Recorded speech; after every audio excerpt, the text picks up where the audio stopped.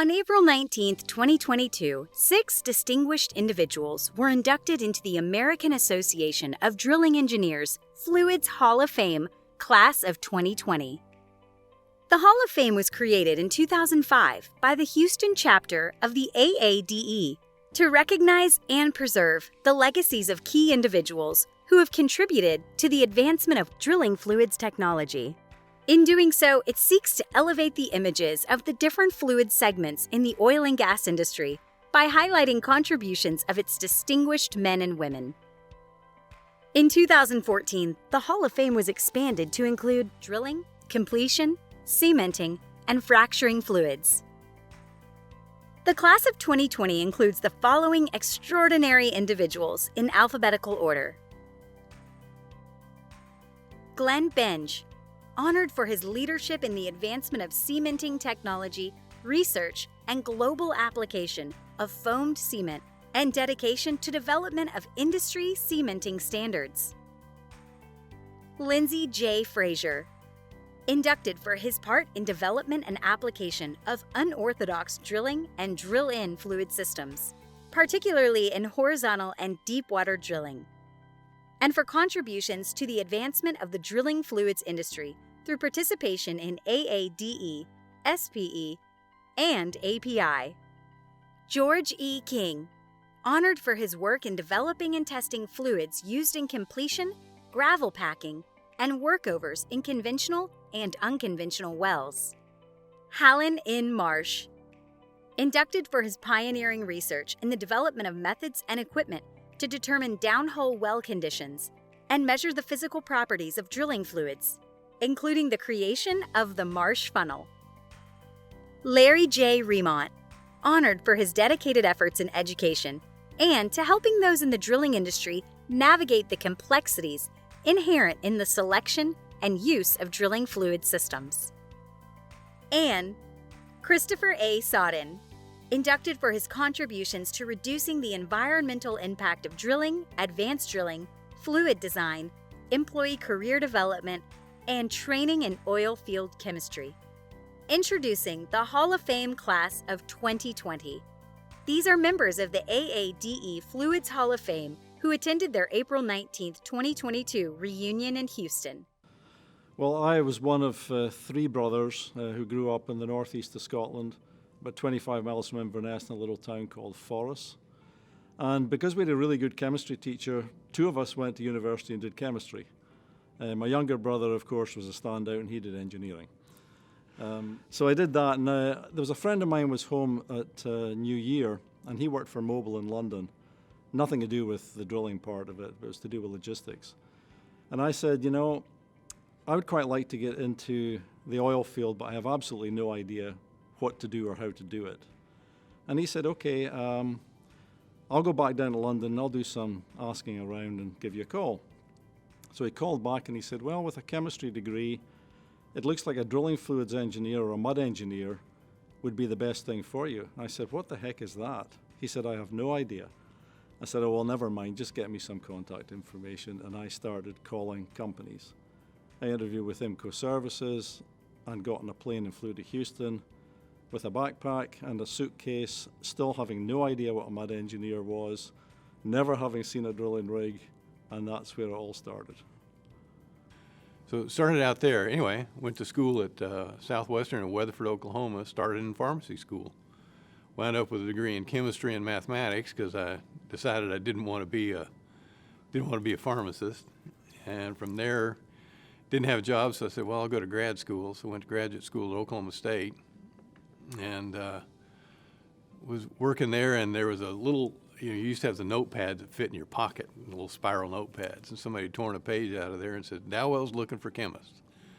And so I called up, and Dr. Charlie Madden answered the phone with Dowell in Tulsa, and it all went downhill from there. I got a job and started working and learned that, it used to be there was a picture of the oil field, and there would be this big straw went down into this lake of oil. And quickly learned that that wasn't quite the case. And from there went, worked in Tulsa for quite a while, and then moved to Houston, and kind of the typical Houston to New Orleans, and New Orleans moved to Mobile. and learned that there was a whole lot more than just cementing in the world. And then mobile to Dallas whenever it reorganized, went another reorganization, and then with the merger Mobil and Exxon came down into here 20 years ago. Well, I think I have one of them with me. I think when you think of Mr. Marsh, you think of the Marsh funnel. This was developed by him over 100 years ago and is used today every day on every rig around the world. What's interesting, though, as I started looking into it, this is just a small token of what he actually did. He worked for almost 40 years. He graduated in 23. He started with a company that then merged with Mobil Oil, and he retired around, I think, about the 1940s. His office was always intriguing. He always had books everywhere, and model planes. We never touched them, but we got to look at them, and they were all over. Well, my childhood memories is one of them is how my mother got her name. My grandfather was Helen N. Marsh, and they were hoping she would be a boy, but she turned out to be a girl, and so they called her Neil. But then they put an L in it, and they pronounced it Neela. But she was born for his name. My dad was from Houma, Louisiana, and he received his degree from LSU in Baton Rouge, and so he soon was recruited to move to Houston to work for Bayreuth, and that was a really exciting time. It was before I was born, but from what I have been told, he was very eager to start his career and move to a much larger city, although Houston wasn't as large as it is now. So he was also, as the engineer, called out to rigs at all different hours. And of course, this was before cell phones and before a lot of that technology. But he was eager to jump right in. And it was just a passion of his, and he loved math, and he loved to figure out problems, and he prided himself on being a mud man, and meaning by that, he would want to help the client get the most out of their well and use different drilling fluids in order to do so. And Larry was one of the go-to guys for me in all of this sort of thing. When I wanted some basic information, technical information, or who people were, what people did, who in the industry did what, it was always good to go to Larry and ask him that. I guess at that time he would have been with the Bayreuth, or the National Lead Company there, with offices on the Southwest Freeway. Just a great guy to know and to be with, and I've got a lot of long history with him in various ways. It all starts out in the first half of the last century when I was born in 1949. But my mother, who was the daughter of just a jack-of-all-trades mechanic, she watched me for a while, and she says, "You're going to be an engineer. There's someday you're going to be an engineer." Because when I grew up, I didn't really like regular toys all that much, but if you gave me a screwdriver and a crescent wrench, I could take things apart. And I did. I took things apart like the family television when I was 5, and I got it all back together, and it worked to everybody's fascination, including mine. Chris Odden's been long a driving force in the technical development of drilling fluids. He's a very creative mind, out-of-the-box thinker, and tends to put conventional wisdom to the side when he's thinking about problems, from the point of view of the operator and the way things could be done. Chris was every part a Cornishman. He grew up in Cornwall, studied at London University in chemistry and physics, and then found himself back in Cornwall working for English China Clays when in 1975 International Drilling Fluids incorporated in the UK and bought into half of the labs at St Austell.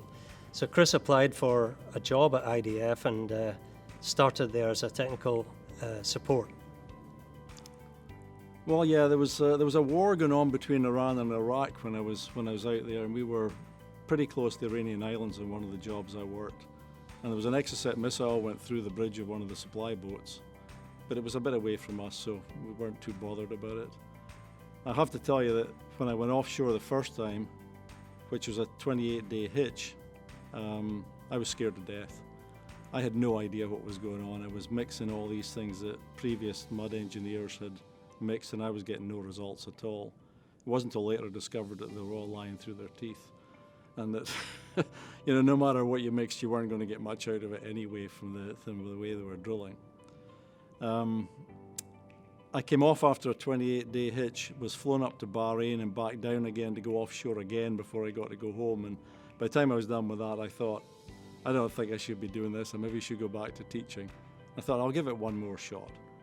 And by the time I had 2 more hitches in, I'd had stuck pipe, lost circulation, a kick, an H2S, and I thought, I don't know what else there is. It can't be that bad. But that was the kind of the drilling wasn't difficult. It was pretty straightforward. There was a nasty shale in that area, but we managed to get through it all the time. Knowing what I know now, we'd have done it very, very differently. But at that point, it was just the formulations were given to you. You just got on with it, and you did the best you could with whatever you were given. There's just so many folks and everything else of getting to work with one of the, and you learn so much. I worked in New Orleans when I first started at Mobile in New Orleans, I worked with a guy named Buck Deere, who a lot of folks know, and I was a cementer. Buck wasn't a cementer. Buck was drilling fluids. And he sent me out on my first rig offshore, and he said, well, I need you to go out and run mud. And this was, 2 weeks on, 2 weeks off. And I said, Buck, I understand the chemistry of it. I haven't got a degree in chemistry or anything, but I don't know anything about running mud. And he looks at me and said, you will by the time you get back. And so, and he really taught me a lot of stuff on that of, I'm not, and he taught me something I thought was really interesting. He said, I'm not going to give you an assignment that I know you can do. I'm going to give you something that can challenge you. And he said, 'cause if I already know you can do it, well, I'm not giving you anything new. So that was, he taught me a lot on that when I first moved over. Did tons of stuff, early discoveries about the downhole pressure and temperatures. One of the things I liked was a real practical way of figuring out the temperature. He had little metal like marbles or pellets made and would drop those down hole, let them hang out for a while, brought them back up, and then he could tell a little bit about the temperature. Today we have so many sophisticated measurements for temperatures and pressures, but it all started with these little marbles that he kind of came up with and pioneered. There's gas separators down hole.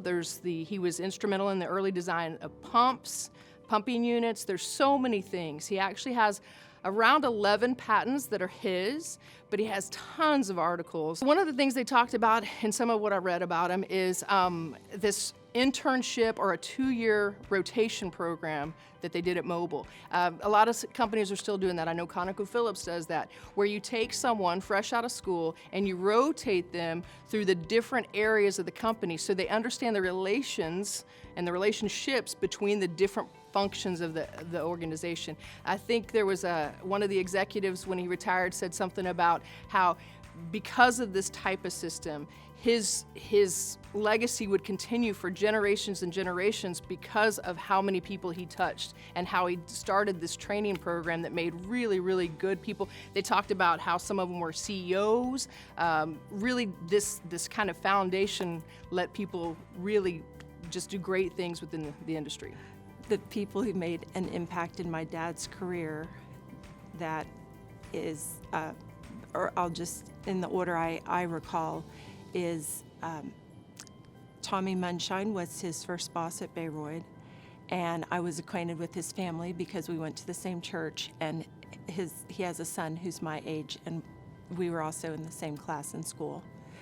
And then I remember my dad went to MudTech, and Bill Maurer and Bill McDonald were a big part. They were the gentlemen who ran the company, and I'm sure there's others that I'm just not recalling. And that was a great time for my dad's career. And it was just a very exciting time as the oil business was just going great guns. I don't know. I really don't know. Chris and I were very good friends in the international drilling fluids days. I was representing management and had to be involved with new technology development. And Chris was always a very good partner to partner with management and listen to the needs of the field.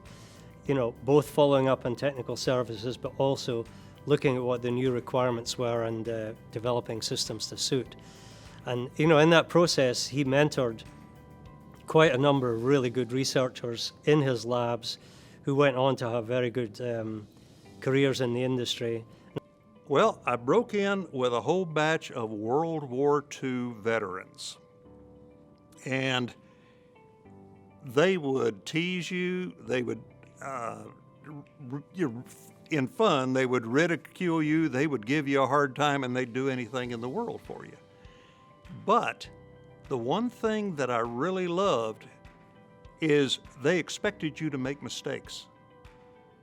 And when they saw you doing something that was kind of stupid, and you were, not that you were going to get hurt with it, but just it was going to go awry, you'd have 2 or 3 of them all of a sudden watching you, and you'd go, okay, something's wrong here. And then it would happen, of course, you'd foul up, and they all would laugh and said, well, what'd you learn from that? And we lost that as an industry because we think we have to do everything perfectly the first time in the last few years. And you can't learn if you don't make mistakes.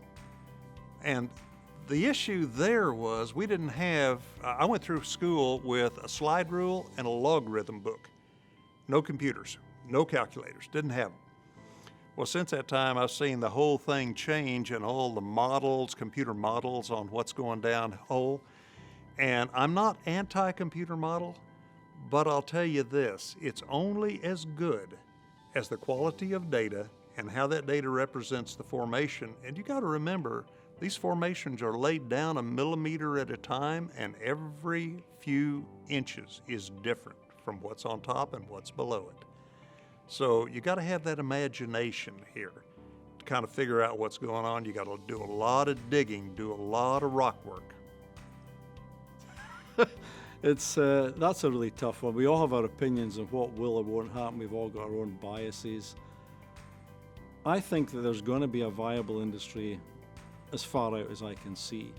Now, it's going to be a different industry from the one I grew up in, because it's going to be much more regulated, it's going to be much more process-oriented. The technology is going to be a different type of technology from what I'm used to. But for the people who hang in there and the folk who come in when the market's in a situation like it is right now and rising, the opportunities are there if you want to take them. It'll be a bumpy ride, it always has been. I mean, it's going to be the same for people coming in now as it was for, our generation, because cyclical is the nature of the game. And it's not just business cycles, it's disruption like the war that's going on in Ukraine right now and, all the things that emanate from that. And I don't think that we can move to green energy as fast as those who would like to think that we can. I think there's going to be too many holes if we do that. So I think there's going to be an industry there, and I think it's going to have opportunity. There's be slightly different kind of opportunity from what we're used to. Well, I can kind of put myself in his shoes and kind of think along the same lines as he did. His thought process and advice was always highly positive. So, he always found the real good side and the positive side of everything. And I think if he looked at the industry today, like I do, in fact, we kind of marvel at what's been accomplished in the past 10 years or so. But if I had to, from an industry standpoint or recommendation standpoint, there are probably 4 things I'd tell young people. One of them is there's 3 O's and an R, I guess. My 3 O's are, one, make friends with the office people because they know how things work. make friends with the old guys or old gals or old folks, because they contain that industry knowledge or that workplace knowledge. They know how the thing works. And also, don't be afraid of there's always an oddball or the odd person. And that's my third odd. And I think, well, but they're kind of weird. Yeah, but some of their ideas may be off the wall, but that's where we learn, because every brilliant thing started out with a stupid idea, and it wound up. So don't be afraid of the odd question or the odd person like some of us. Well, so, again, from this mentoring thing, I think it would be stick with it, be practical. A lot of the things he did were practical. Talks about getting information, understanding all of the different facets of a problem to get to a solution. A career like he had would certainly suggest loyalty, stick it out. But I also think, and I think the other side that you saw is, some of the outdoorsmanship, that stuff that he did, his interest. I think he was very well-rounded, and I think that's probably something that I would think that he'd want other people to do. And I think that well-roundedness brought such a power to the industry as well, and while he could think of and how he kind of went different angles for a solution for different problems. The work was very hard, and he worked many hours, but he also had lots of happy times with just all the friends that he made in the industry, and it was a feeling of family. Yeah, so Chris devoted a lot of his time to the job, and certainly took him away from family quite a bit. I know that Chris is a devoted family man. His wife, Chris, is also a lovely lady, and she had to put up with the vagaries of the industry, taking Chris away from home for long periods of time and at the drop of a hat. So, it's not just Chris who deserves an award, it's his family too, and both his wife and children. I can't imagine an industry where I could have had more fun, learned more, and made more friends than the oil and gas industry. That is, if I had it all over to do all over, I'd do it all over again. I wouldn't change much. Well, I looked at the names on the plaques out there for the members of the Hall of Fame right now, and I feel, A, that I don't really belong there, and B, I'm extremely humbled to be there because there are some tremendously legendary figures on that plaque. I've been extremely blessed to be where I've been. I've had all sorts of opportunity in this game. Yeah, there's been some really tough times, but there's been some up times as well. I really feel extremely blessed to have had what I have had.